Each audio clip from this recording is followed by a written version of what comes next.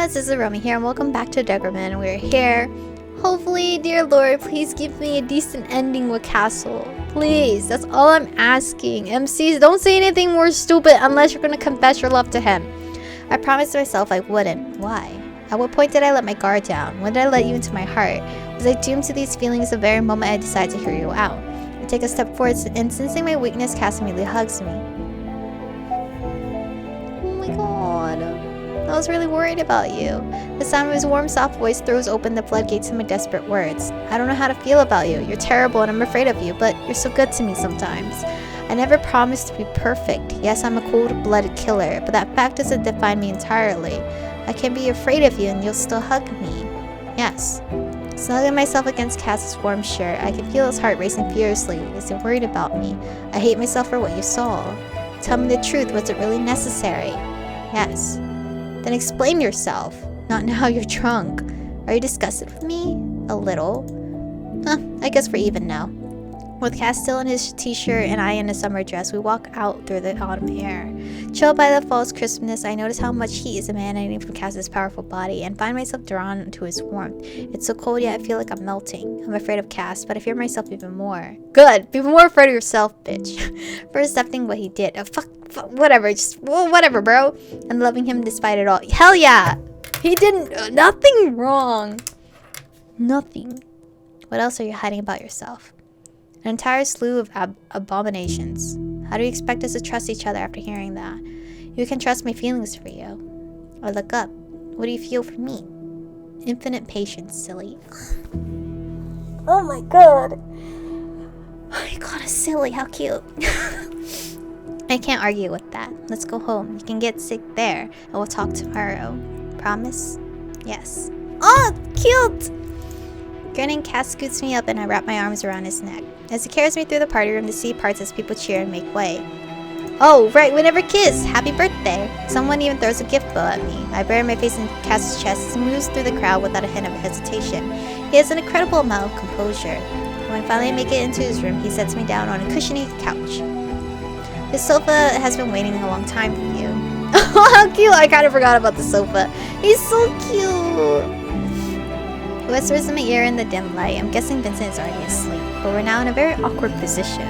Cass is hovering so close as I lay here that I can feel his breath on my face. Please just kiss him. Kiss him. Get birthday boy kiss! Happy birthday. Though, would it be weird if I gave you a present later? How about now? Thank you, darkness, for hiding my embarrassment. What do you mean? Your bottle pointed at me. Oh my god! Oh, yes. Kiss. Kiss him. Kiss him. This is the most romance we've gotten. Please kiss him. A shiver involuntary runs through my body. Did Cass just ask me to kiss him? Please. He doesn't ask for much. Please. Oh? Stop acting like you don't understand. He pauses. Oh my god. Kiss me. Oh, cute! But, I mean, I wish we did it on the lips, but whatever, bro, I guess. I reach up for him, but he turns away and I end up... Wait, he turned away? Why? I end up kissing his cheek. How careless of me. But I'm not given a second chance when he pulls away. Thanks for the gift. Best birthday ever. I love this man. Oh my god. I sigh wearily. Good night. Good. I try to respond, my lips are refusing to work with me. And for the umpteenth time, my entire life has been turned upside down. Oh, we're still going? Bro, I don't even care if the game ended right there. I would have been happy with that ending. Good morning, up for a run? Waking up on a couch in the boys' apartment, I mumble absentmindedly as I try to piece together what is happening. It seems someone has covered me with a blanket and I'm wearing a dress, but no socks or shoes. Cass is sitting on the edge of the couch next to me. It'll clear her head. Okay, here you go. He hands me a sweatsuit and ushers me into the bathroom where I change my clothes and head out into the hallway. Then he points to a pair of sneakers. They're Vincent's, but they're more or less the right size. Are these his pants too? Yeah, but not the t-shirt. As if I couldn't tell by the size. I thought we took my girl shopping. What the fuck? Won't he be upset? Cass looks at me strangely as if I'd said something very stupid. Well, if I did, I did. And so we head out to the park where we began our run. Fortunately, I'm already familiar with our normal route, and since Cass doesn't like to talk much, especially while running, it seems I'll need to be patient if I'm going to get any answers about last night. It's not long before my body warms up and I'm enjoying the run. With the hangover beginning to clear, I'm now able to think rationally once again. And the first thing I realize is that I'm in love with Cass. Hell yeah! The second realization is that I refuse to forgive him. Fuck no! What the fuck? For murdering Rodian. And the third, I'm at a complete loss as how he feels about me. I thought he was indifferent, but what happened last night doesn't fit that theory at all. Well, first things first, I need to figure out how Cass feels about me. Alright, at least ease my heart with that. Unfortunately, he hasn't exactly been overt with his feelings, so it seems I'm going to have to do some investigating. Besides, I'm tired of this ambiguity. I need to know more about him. Hopefully, once I do, I'll be able to accept his alien emotions and shocking morality, or maybe I'm just infatuated, in which case it should soon pass. Upon reaching the familiar playground, Cass begins practicing on the horizontal bar. Deciding not to distract him, I begin googling exercises on my phone and find a few easy ones to try out. Before long, I'm busy working out too. By the time Cass is finished, I can barely move. Don't overexert yourself. I'm fine. Despite my exhaustion, I actually feel better, like I sweated out all of the stress. Cass tosses his headphones back on, and it's clear our conversation will have to wait until we return. As soon as we get back to the apartment, my somewhat peaceful mood is disrupted. Vincent is at the door waiting for us. Do you even use your brain? You know, crack a joke. It's good to see you, Vinny. See you too, Vinny. Shameless hussy. You're not so bad yourself. Cass sighs, grabs Vincent by the scruff of his neck, and like a kitten, drags him out into the hallway and shuts the door. Wasn't that a bit harsh? No, he'd only have gotten in the way. Anyway, Bassie told me you have reports on Rodian. Yes, I made a copy upon his request. Just trust him, goddammit. Even though I'm asking about it now, I know deep down I'm not ready for the sordid details. The hints I've gotten from Bassie were more than enough for me to know I can't handle the truth of it. Cass, it's fine. I don't need to see it. I believe you. If it weren't for the white knuckles on his clenched fists, his calm eyes would have fooled me. I'm glad you will never be the same. I can see pain simmering behind his deceptively cool eyes. He's scared to lose me. After everything that has happened between us, it's time for me to take the first step. I want to be your Jania. Do you know how that sounds? Am I asking you to marry me in a way, kinda? I flushed brightly despite the awkwardness of the moment. I didn't trust you before, but I should have, even though you didn't deserve it. That alone has caused so many problems. You understand you'll need to fall in love with me, right? Listen here, fool! Joke's on you, I already do! I bite my lip. Everything inside of me wants to say I already love you, but that could ruin everything. Fuck it! I don't care! So after a moment of silent reflection, I quietly respond. I'll do whatever it takes to even love you. Cass's gaze grows so sharp that it takes everything I have to not look away. I don't want you to give up on yourself. You're the only one I trust, and you've always been open and honest with me. You don't put on acts or lay it on thick. You've always been yourself around me. Either I reveal my feelings now or it's over. Overcome by an incredible awkwardness and with unimaginable difficulty, I give him half the truth. You're the only person I would mind falling in love with. For a split second, surprise flickers over his cold, distant features, but only for a moment. Cool yet heavy eyes stare back at me, and I just know that if I look away, I'll have lost. That's ridiculous. You're ready to fall in love with someone you barely know just because he's slightly better than others. It's a guilt, a sense of duty. This is hopeless. Is that really how Cass sees things? No, what I mean is, you're the only one who hasn't repulsed me. Besides, I know I won't be able to fall in love with anyone else. If it isn't you, it's no one. Oh, yeah, hell yeah, that's a good line. You're my last resort before I give up being a Jania. I don't like that. How pretentious. Cass turns away. Is that it? Did my final argument fail? It would have been an even bigger responsibility than being your protector.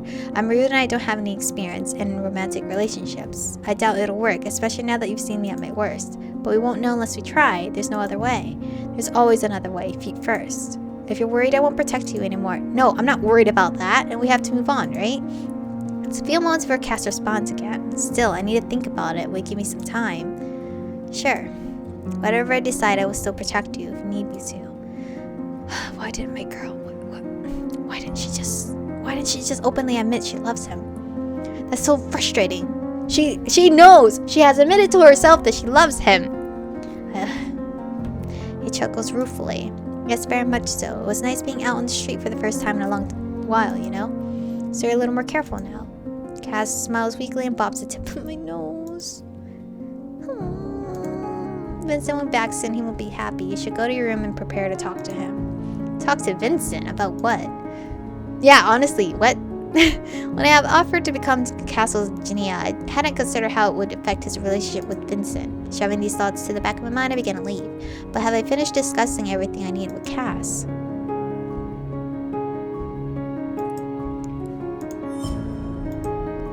Confess. Fuck it. I interacted with Rodian quite a bit during our mission and still haven't told Cassel about it. I really should tell him everything. If we're going to pursue a relationship, keeping secrets isn't the best idea. Cass, if I tell you something, you promise not to freak out. Yes. I've talked to Rodian before. We'd crossed paths once or twice. Cass's thin nostrils flare and I can see fear simmering in his eyes, but he quickly pulls himself together and responds calmly. I assumed as much. Is that bad? Yes. Are you mad at me? I am. But it'd be odd if you were always waiting for something to happen. Never the sigh of relief. It's as if weight has been lifted up from my soul. Just don't do it again. My patience and understandings have their limits. I smiled weakly before saying goodbye. Heading back to my room, I unlocked my phone. I had blocked Cass's number, so I have no idea how many times he tried calling or texting me. Ugh, I feel like a traitor. After a little thought, I typed my first message to him in a few days. Again, I'm sorry. You should apologize in person, idiot. What? Why did Vincent respond? Not wanting to deal with his nastiness, I decided to leave well enough alone and spend the rest of my unbearably difficult day in peace. Whenever the screen turns black, I'm getting a little scared because I always get triggered that it's like, bad ending, blah blah blah blah. I get a message from Cass later the following day. I'm ready to continue yesterday's conversation. Okay, time to get my heart broken. Ready? Despite being in the middle of making dinner for Basti and myself, I drop what I'm doing and rush to Cass's room. He meets me at the door with a slight guilty expression on his face that says, "Will you listen to Vincent?" Yeah. Because we're partners. It seems that if I want to be Cass's Genia, I'll need to be friendly with his partner. It's either that or continue this Cold War. Yes, of course. Cass leads me to the sofa where Vincent is wrapped up to his eyebrows in a blanket. Try not to fight. Cassel, who apparently is fond of our bickering, leaves us alone. Okay.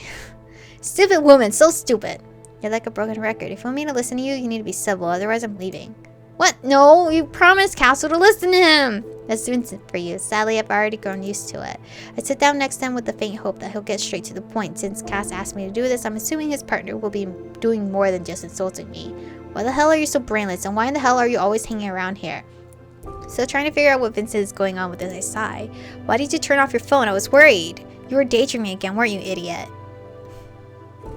Oh, he's caring, bro. Vincent complains back and forth. I can feel the anger in his voice, but there's also weariness. Maybe he's just worried about me. I look at him a little more closely. Yeah, upon closer inspection, it's clear he's hiding bandages. I was told that Vincent got it a lot worse in that fight than Cassel did. Ask Vincent if he's alright. We have to care for Vincent for Cassel to like us, right? Well, I care about Vincent already. I'm not saying I didn't, okay? No matter how strained my relationship with Vincent is, I can't just keep my mouth shut. How are you feeling? To my surprise, Vincent smiles faintly. I've been worse, thanks. Things are awkwardly quiet until Vincent talks again a few minutes later. I don't mind you, but if you keep being distrustful, my charity has its limits. Strange, it sounds like a blessing. Is he giving me his permission to become Cass's Genia? Thanks. I'm tired of talking, let me rest. And so I head into the kitchen where Cass is waiting for me. Seeing a cup of cocoa on the table, I sit down as Cass inquires anxiously. Well? You stare at me expectantly, clearly waiting for me to continue. What are your thoughts on our conversation from yesterday? I already told you. Yes. I'm willing to try. Then he turns to me gravely. But I can't promise that I'll be able to be someone you can fall in love with. Please, just tell him. Tell him you already fucking love him. He pauses, looking confused, then with a sigh continues. But first I suggest we forget about this conversation and try to get back to normal a little. Just be ourselves. Yeah, it'd be stupid to try and force feelings for one another. Romantic feelings. Oh my god. And so we sit in the kitchen for a while, drinking cocoa and chatting with each other. But I already like you. My girl's just fucking stupid and won't admit it. To him. The next few days are fairly uneventful. In the morning, I joined Cass on silent runs, almost as if I was attempting to forget our previous conversations while wishing for things to return to normal. I also continued to quietly care for Basti, who was there for me during a very difficult time after all. But my mundane days are cut short when I receive a message from Cass. I'm on kitchen duty today, want to help? Having no idea what kitchen duty is, I instantly reply, yes, of course. Meet me in Le Cool. Quickly gathering my things, I head out into the hallway to find Cass and Vincent waiting for me. Three of us then head into the party room and unexpectedly through the door next to the kitchen. I now find myself on the roof of a luxurious high-rise building. I glanced around while noting how little interest I originally had in where the door led. Oh, look at the cute teddy bear! How cute! Down in the parking lot, Vincent climbs into the driver's seat of a Porsche as Cass opens the back door for me and invites me to take a seat. Is our organization so well funded that they can afford luxury cars? Despite being given a limitless card, which I don't even really use, this is still hard to believe. Of the two of them, I would never have imagined that Vincent would be the one driving us around. Oh, chauffeur! Thank you! Well, this is where we're going to end today's episode off. I don't want to spoil or anything, but I feel like we're getting the true ending. Or the fake ending. Who fucking knows? It could be either or at this point. But thank you guys for watching today's episode. Stay beautiful, and I'll see you guys in the next one.